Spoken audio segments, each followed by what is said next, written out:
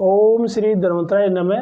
नमस्कार दोस्तों, आप देख रहे हैं आप अपना चैनल अमृत आयुर्वेदा और मैं महेंद्र सिंह हुड्डा, फार्मासिस्ट आयुर्वेदा, एक बार आपके सामने हूँ नए वीडियो के साथ। आज का वीडियो होगा एक नए सब्जेक्ट के ऊपर और वो है आयुर्वेद के मतानुसार अर्श रोग, जिसे पाइल्स भी कहते हैं, बवासीर भी कहते हैं।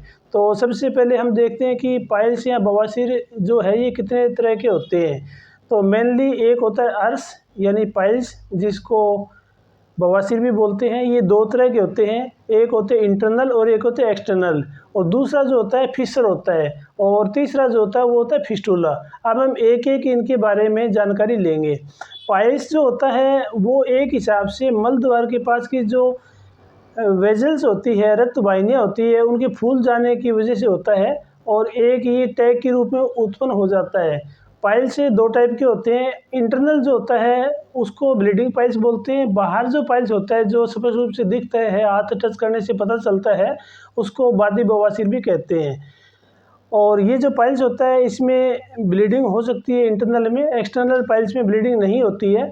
जबकि फिशर जो होता है वो एक टाइप का एनोरेक्टल टीयर होता है, मल द्वार के पास में एक जख्म या कट लग जाता है और इसमें मल त्याग के समय बहुत ज़्यादा पीड़ा होती है, परिकर्तिका होती है, और ये बेसिकली 6 डिग्री पर होता है। कुछ गर्भवती महिलाओं में जो पाइल्स है वो और फिशर ये दोनों 12 डिग्री पर भी होते हैं। इसके बाद में जो फिस्टुला होता है वो एक हिसाब से बहुत ज़्यादा लगातार कॉन्स्टिपेशन रहने से, मल त्याग करने में देरी करने से, अधारणीय वेगों को धारण करने की वजह से बहुत ज़्यादा मल द्वार में गंद हो जाता है। उस वजह से वहाँ से जख्म होकर और वो गुदा मार्ग के बजाय एक साइड से एक और जख्म बन जाता है और उसके अंदर ब्लीडिंग भी होती है और उसमें मवाद भी आता है, उसको फिस्टुला बोलते हैं। तो सबसे पहले हम देखते हैं कि पाइल्स हो, फिस्टुला हो, फिशर हो, इनका होने का मुख्य कारण क्या है। मुख्य कारण में देखा जाए तो हमारा अनियमित आहार विहार, वर्तमान की लाइफस्टाइल, और हमारे बहुत से खाने की चीज़ें हैं, बार बार खाते हैं, भूख नहीं लगती तो भी खा लेते हैं। इन चीज़ों से हमारा डाइजेशन बिगड़ जाता है और ये पाइल्स हो जाता है। और पाइल्स होने का जो मेन कारण होता है वो होता है विबंध, यानी कि कब्ज, कॉन्स्टिपेशन। कॉन्स्टिपेशन पहला मुख्य कारण होता है और उसके बाद में पाइल्स बनना शुरू हो जाता है। और पाइल्स जो है वो अलग अलग ग्रेड के हिसाब से अलग अलग होता है। फर्स्ट ग्रेड में होता है, सेकंड ग्रेड, थर्ड ग्रेड, जिसको 3 डिग्री, 7 डिग्री, 11 डिग्री बोलते हैं। और इसमें जो आखिरी 11 डिग्री वाला होता है वो दवाइयों से कई बार ठीक नहीं हो पाता, उसमें एक हिसाब से छाछसूत्र या छेदन कर्म के द्वारा इसको ठीक किया जाता है। तो सबसे पहले हम ये देखेंगे कि पाइल्स होने में पथ्य चीज़ें कौन सी है, अपथ्य चीज़ें कौन सी है। पथ्य चीज़ों में देखा जाए तो हरी सब्जियां जितनी भी है, तोरी है, टिंडा है, परमल है, करेला है, पपीता, ये सारा लेना चाहिए और ये सारे हमारे कब्ज़ होने से बचाव करते हैं, कब्ज़ नहीं होता है और पाइल्स होने में भी रोकते हैं। अपथ्य चीज़ें, अपथ्य चीज़ों में मेन रूप से आयुर्वेद में चरक संहिता में कहा गया है कि 5 अधारणीय वेग होते हैं, जैसे कि छींक है, वमन है, काश है, मल है, मूत्र है। इन अधारणीय वेगों को धारण नहीं करना चाहिए। एक हिसाब से इसको नेचर कॉल मानते हैं, ये नेचर कॉल होते हैं, जैसे कॉल है तो इनसे फ्री होकर निपटना चाहिए।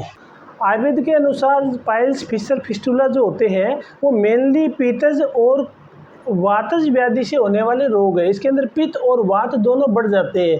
पित्त और वात दोनों बढ़ने की वजह से पाचकाग्नि कम हो जाती है, अजीर्ण होता है, खाना पीना हजम नहीं होता है, अरोचकता होती है और हमारी आंतों के अंदर जो एक मोबिलिटी होती है वो कम हो जाती है और उत्तरोत्तर अपान वायु घूमती रहती है, उसके द्वारा कब्ज होता है। कब्ज के बाद में ये बवासीर हो जाती है।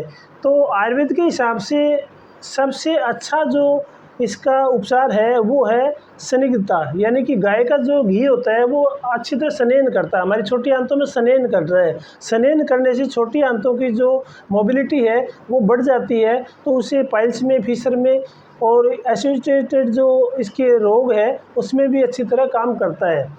इसके बाद में यदि इसके उपचार में देखें, इसकी घरेलू होम रेमेडीज़ के बारे में देखें तो दवाइयाँ इसमें बहुत ज़्यादा, आयुर्वेद बहुत ज़्यादा दवाइयाँ नहीं लेनी चाहिए, क्योंकि आयुर्वेद ये कहता है निदानम परिवर्जनम, कारण जो है उसका निदान करो। जिस कारण से ये चीज़ें हो रही है, विबंध हो रहा है, पाइल्स हो रही है, तो उस कारण का आप त्याग कर दो, उसको अवॉइड कर दो, ताकि ये चीज़ें आपकी हो ही नहीं।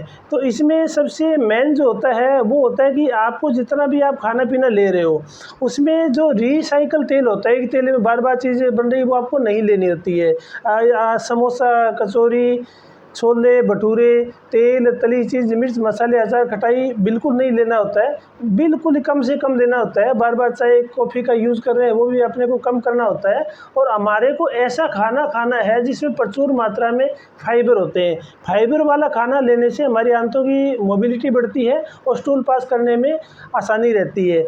अब इसके अंदर सबसे अच्छी जो दवा है, उसमें इसबगोल को अच्छा माना गया है, क्योंकि इसबगोल में जितने ज़्यादा फाइबर होते हैं उतने किसी में नहीं होते।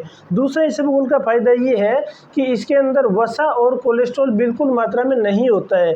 तो इसबगोल जो लेने का तरीका दो तरह का है। यदि किसी पेशेंट को कब्ज़ है तो इसबगोल को शाम को सोते टाइम 1 चम्मच यानी 5 ग्राम की मात्रा में गर्म पानी या गर्म दूध के साथ लेना है। तो ये आंतों की मोबिलिटी बढ़ाती है और ये कॉन्स्टिपेशन को कम करती है, मल त्याग करने में आसानी रहती है।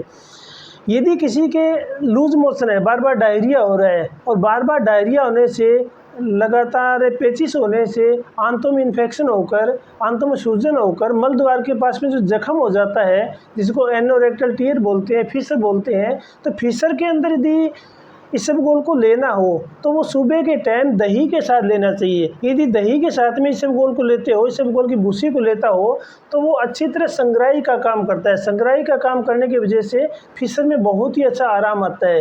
क्योंकि जो 3 रोग होते हैं, इसमें पाइल्स के अंदर ब्लीडिंग नहीं होती, एक्सटर्नल में, इंटरनल में ब्लीडिंग होती है। बट जो फिशर होता है इसमें ब्लीडिंग नहीं होती, बहुत ज़्यादा दर्द होता है। कभी कभी स्टूल के साथ में एक धारी नुमा थोड़ा सा ब्लड लगा हुआ दिख जाता है, पर इसमें दर्द बहुत ज़्यादा होता है।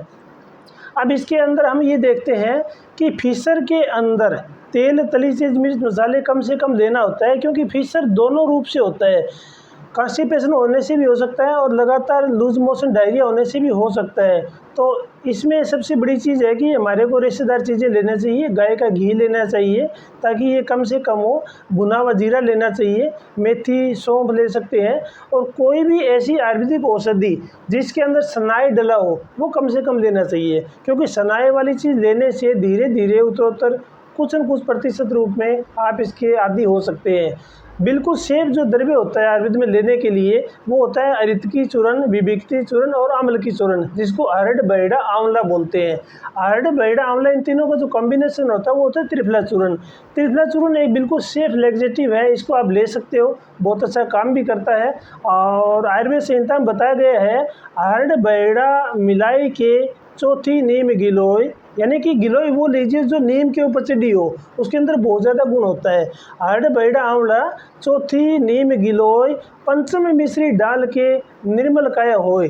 तो ये पेट साफ में बिल्कुल साफ़ सुथरी सेफ होम रेमेडी है, इसको लेना चाहिए। और इसके अलावा पाइल, फिशर, फिस्टुला में टब बाथ भी बहुत अच्छा काम करता है। एक टब के अंदर 5 से 6 लीटर गर्म पानी डालकर उसके अंदर आप त्रिफला चूर्ण डाल दो, पंचवल्कल क्वाथ डाल दो, हल्दी भी डाल सकते हो, और उसमें आपको अवगाहन करना है, बैठना है आपको। उसके अंदर आप 10 से 15 मिनट बैठिए लगातार। उसमें आपके बाह्य रूप से जो अर्श है और फिशर है उसमें अच्छा काम करता है। पाइल्स रोग में बचाव के लिए हमारे को ये करना चाहिए कि धूम्रपान को कम करना होता है, अल्कोहल वाली चीज़ों को कम करना होता है, तेल तली चीज़, मिर्च मसाले इनको कम करना होता है। और एक इसके साथ में आजकल जो वेस्टर्न टॉयलेट है, इसकी वजह से भी विबंध हो जाता है और टॉयलेट में लंबा समय लगता है। तो जो अपना घरेलू टॉयलेट होता है, जो सिंपल टॉयलेट होता है, that is the best scientific posture for the defecation. ये सबसे अच्छा होता है। तो नॉर्मल वाला टॉयलेट यूज़ करना चाहिए, जो मल त्याग करने में सही रहता है और साइंटिफिक भी है। कुछ लोग मानते हैं कि पाइल, फिशर में पानी ज़्यादा पीना चाहिए। अब ठीक है, पानी आप 3 से 4 लीटर पानी पी लीजिए, बट बहुत ज़्यादा पानी पीना दैट इज़ नॉट साइंटिफिक।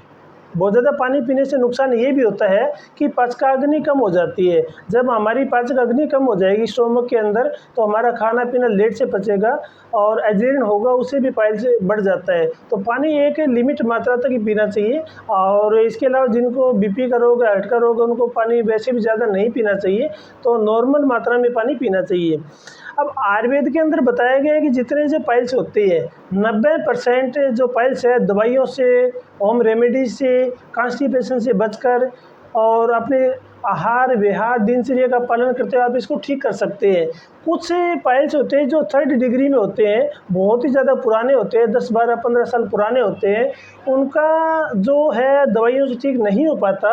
उसमें आयुर्वेद की एक विधि है, उसको बोलते हैं छाछ सूत्र विधि। उनको छाछ सूत्र विधि से ठीक किया जाता है। छाछ सूत्र एक टाइप का थ्रेड होता है जिसमें मधुस्नवी का छीर लगा होता है और किसी पाइल स्पेशलिस्ट आयुर्वेदिक डॉक्टर के वहीं होता है, तो उससे बिल्कुल ठीक हो जाता है।